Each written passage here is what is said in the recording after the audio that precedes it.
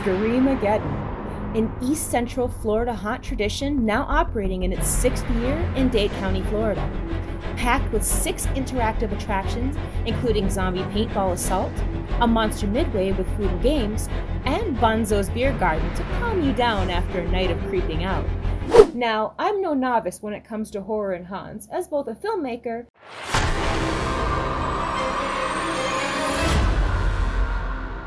and a horror actress. So I was deliciously excited to see how SCREAMAGEDDON would stack up. You're gonna have a fantastic time at SCREAMAGEDDON.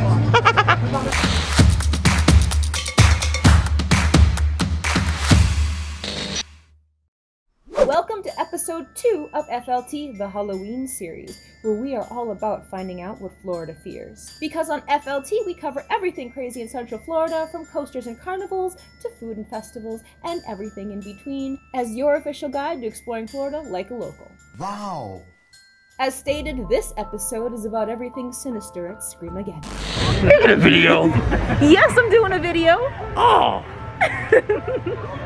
Oh! So, let's get spooky. Hello! It is October 13th, 7:30, and we have arrived at SCREAMAGEDDON for our first visit ever. I'm excited. I'm excited. Tickets come in a range of options from $25 to $50 general admission based on what day you go for the gore, with VIP upgrades that include Fast Pass and 3 levels of zombie paintball assault in a 100, 200, or 300 pallet purchase. We suggest you bring a small backpack or a waist bag to keep your valuables, some bug spray, 'cause Florida, and smart, comfy shoes. Now, according to the rules, there was no filming inside the haunts, although we tried emailing for a media pass to no avail. But as per usual, we took a good long look at everything external, from decor to doodads to yummy delights. And really, did you all want to watch 5 minutes of darkness-filled screams? Yes. Okay, but you're sick. Right inside the entrance is a fantastic map of the park layout. Just beyond the sign is a quick opportunity to get a little pre-scare liquid courage for you, Cowdy Custards. Food stands, porta-potty banks, and a few carnival-style games with plenty of prizes. Many of the seating areas and drink stands are housed in very smart, eco-friendly, brightly painted storage containers.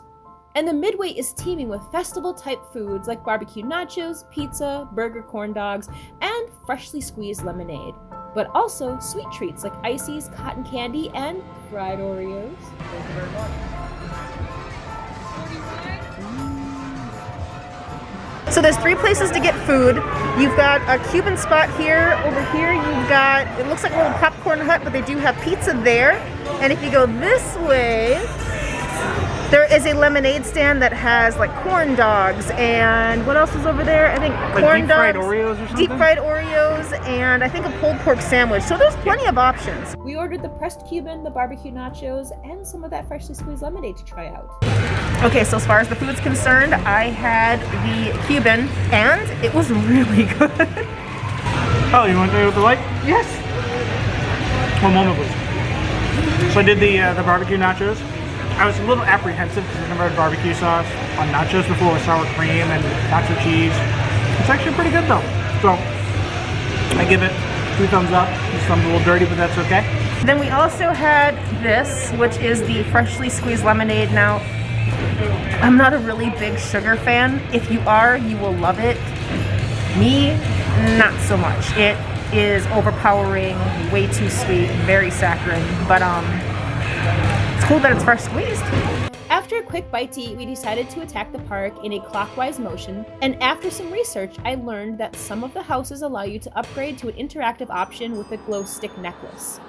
Something I was determined to make Jones do on round 2. So, the houses on tour were Blackpool Prison, Rage 3D, our zombie target practice, Darkwoods Forest, Demon's Revenge, and a hospital of hellish horror, the Raven Hill Asylum. So, how was it? The lines were surprisingly long for a random Tuesday night. I'd read you could hit all of the houses on a weekday. I was sorely misinformed. So by the time we exited House 2, we had to be in line in time for our zombie hunt 9 o'clock appointment. Let's go shoot some zombies. For For the zombie hunt, we purchased the 100 pellet option just in case it wasn't as interesting as we were hoping. Right, let's shoot some zombies. Let's do this. Zombies. The whole experience was enhanced with great on-ride attendance, but we still had 3 haunts to get through in only about an hour and 15 minutes to do it.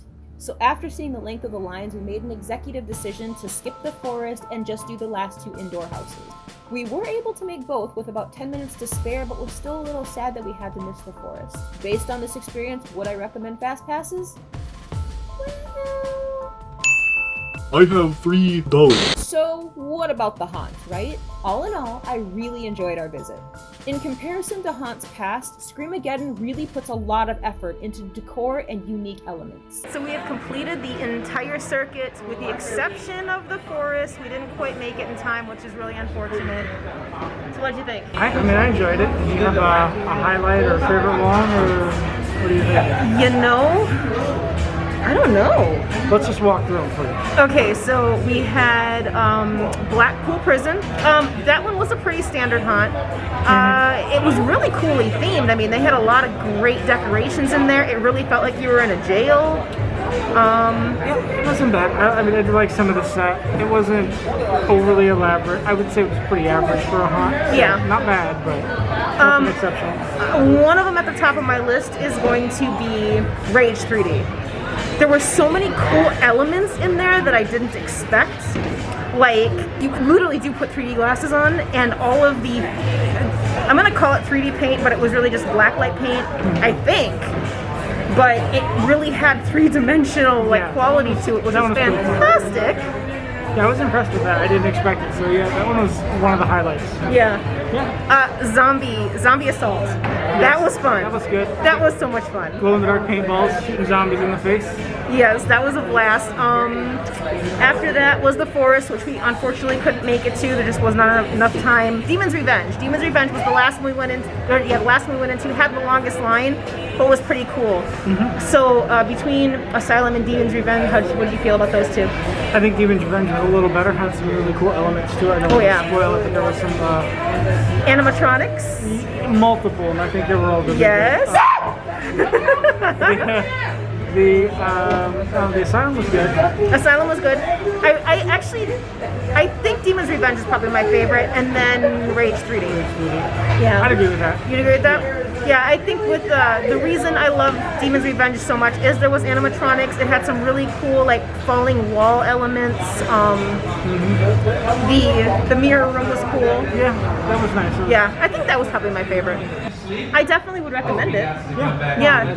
And there was a lot of screams going through those haunts, so especially for the average person who gets scared easy, this would be a perfect place to come to get scared. Absolutely. In comparison to Universal, wow, this is a different experience. Yeah, it's Universal's about the visuals. This is more about that just down home like haunt scaring scenario with people screaming in your faces and stuff like that. So yeah. Any other thoughts? I don't think you can quite compare the two. It's definitely 2 different experiences, you know. So. No, and they're gonna kick us out soon, so we should probably get the heck out of here. Now, we did both try the glow necklace in the asylum, and maybe it was the time of night that we tried it, or the fact that they might have been a little understaffed, but it really didn't seem like it made that much of a difference. So for future improvements, and keep in mind this was our very first visit, some of the houses felt a little bit barren in between sets for an extended period of time. So it might be nice to add a few extra elements or a few extra actors to keep visitors on their toes. But in terms of recommendation, I would give this a 100% yes. I was grinning ear to ear through each attraction. I loved the atmosphere. The food was reasonably good, but the Oreos will change your life. And the haunts were well built and fantastically acted. So tell me, have you been to Screamageddon? If so, tell me your favorite house in the comments below. And we will see you next time when we tour Hallow Scream, only at Busch Gardens.